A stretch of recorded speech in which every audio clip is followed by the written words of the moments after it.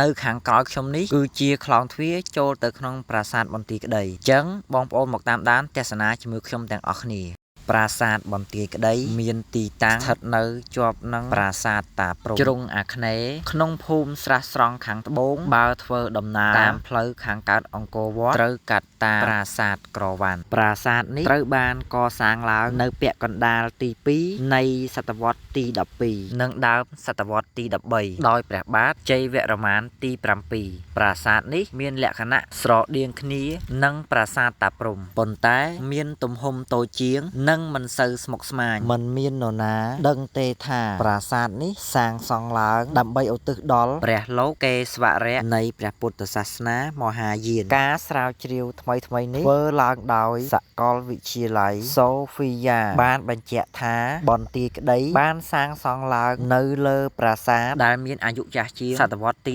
12ដោយសារគេឃើញគ្រឹះនៃប្រាសាទមួយទៀតក្រោមគ្រឹះនៃប្រាសាទបន្ទាយក្តីដែលគេសន្និដ្ឋានថាវាមានទំនាក់ទំនងទៅនឹងភូមិកុដតាំងពីសម័យព្រះបាទជ័យវរ្ម័នទី2ប្រាសាទបន្ទាយក្តីមានខ្លោងទ្វារចំនួន2សម្រាប់ចេញចូលគឺនៅទិសខាងលិចនិងទិសខាងកើតឈ្មោះប្រាសាទបន្ទាយក្តីគុំឡើងដោយពាក្យបន្ទាយបូកនឹងពាក្យក្តីពាក្យបន្ទាយត្រូវបានសម្គាល់ថាជាក្រុងឬជាប្រាសាទរីឯពាក្យក្តីคล้ายមកជាពាក្យកុដដែលក្រោយមកត្រូវបានបញ្ចេញមកសូនិងសរសេរជាក្តីវិញប្រាសាទបន្ទាយក្តីគឺជាប្រាសាទបែបព្រះពុទ្ធសាសនាមហាយានមួយក្នុងចំណោមព្រះពុទ្ធសាសនាមហាយានជាច្រើនកសាងក្នុងរជ្ជកាលព្រះបាទជ័យវរ្ម័នទី7កសាងនៅក្នុងសតវត្សទី12ប៉ុន្តែសម័យកណ្ដាលប្រាសាទនេះបានក្លាយទៅជាសក្ការៈបូជានៃព្រះពុទ្ធសាសនាហិនយានវិញដែលមានវត្តនិងចេតិយជាដើមមានភស្តុតាងជាច្រើនដែលនាំឲ្យមានសេចក្តី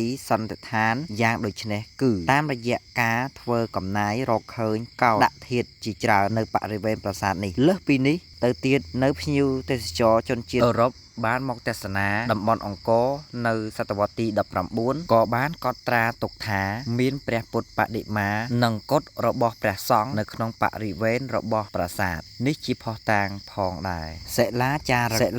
រឹកមានចំនួន5ផ្ទាំងត្រូវបានគេប្រទះឃើញនៅក្នុងបរិវេណប្រាសាទបន្ទាយក្តីសិលាចារឹកចំនួន3ត្រូវបានគេសិក្សារួចរាល់ហើយនៅក្នុងអត្ថបទនៃសិលាចារឹកទាំងអស់នោះមាននិយាយអំពីឈ្មោះរបស់អទិទេពអ្នកបម្រើការខាងសាសនារបស់ព្រះមហាក្សត្រជាដើមនៅក្នុងចំណោមសិលាចារឹកទាំងអស់មានសិលាចារឹកតែមួយកុដដែលស្ថិតនៅក្នុងប្រាសាទរហូតមកដល់សព្វថ្ងៃចំណែករីឯសិលាចារឹកផ្សេងៗទៀតគឺត្រូវបានគេយកមកតម្កល់ទុកនៅស្រះមន្ទីរជាតិភ្នំពេញអរគុណបងប្អូនទាំងអស់គ្នាសម្រាប់ការទស្សនាវីដេអូមួយនេះពីដើមមកដល់ចប់សម្រាប់អ្នកបងប្អូនចូលចិត្តកុំភ្លេច like និង share ខ្ញុំម្នាក់មួយផងដើម្បីជួបខ្ញុំនៅវីដេអូក្រោយៗទៀតបាទរាល់កំហុសខុសឆ្គងសូមបងប្អូន comment នៅខាងក្រោមដើម្បីកែលម្អនៅវីដេអូក្រោយៗទៀត